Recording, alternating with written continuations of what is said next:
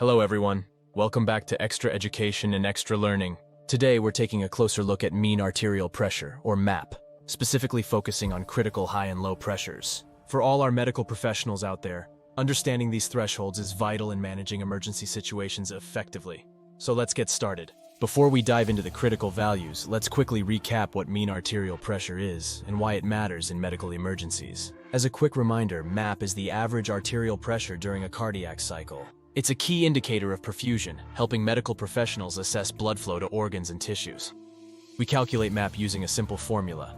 MAP equals 2 times the diastolic blood pressure plus the systolic blood pressure, then dividing it by 3. In this example, we look at a normal blood pressure of 120/80. Next, we add this to our formula. Breaking this down using simple math, we get a value of 93/33. This falls within the normal limits of mean arterial pressure. It may help to know that many times you can find the MAP directly on the cardiac monitor. We can see the MAP in this example. The blood pressure is shown in red, and the MAP is in parentheses just below the blood pressure, also in red. As a disclaimer, I would like to add that depending upon the resources utilized, the numbers for normal, low, and high pressures may vary slightly. With this being said, understanding what happens in critically high or low situations is very important. You should focus on your patient and treat your patient. Do not treat the numbers as they are a guideline to help identify the issue. Now let's explore the critical high pressures. High pressures are typically over 110 mmHg, but critical high pressures are those exceeding 135 mmHg. At this point, you may be rapidly treating your patient. When MAP goes beyond this threshold, it may indicate hypertension or other cardiovascular issues. Medical professionals should be vigilant, as elevated MAP can lead to increased cardiac workload, damage to blood vessels, and potential organ damage.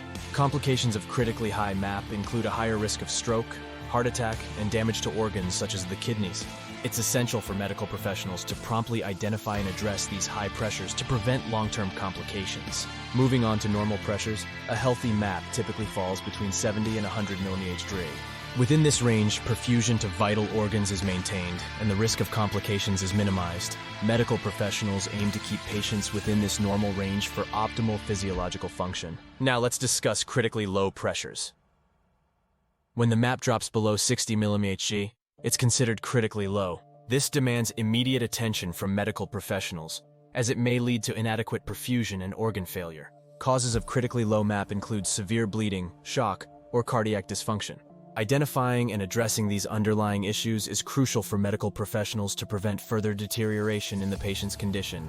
In conclusion, understanding critical high and low mean arterial pressure values is essential for medical professionals. It guides our interventions, helps maintain perfusion, and ultimately improves patient outcomes in emergency situations.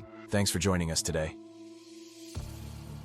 If you found this information valuable, don't forget to like, share, and subscribe. Stay tuned for more informative content, and until next time, stay safe and keep making a difference in healthcare.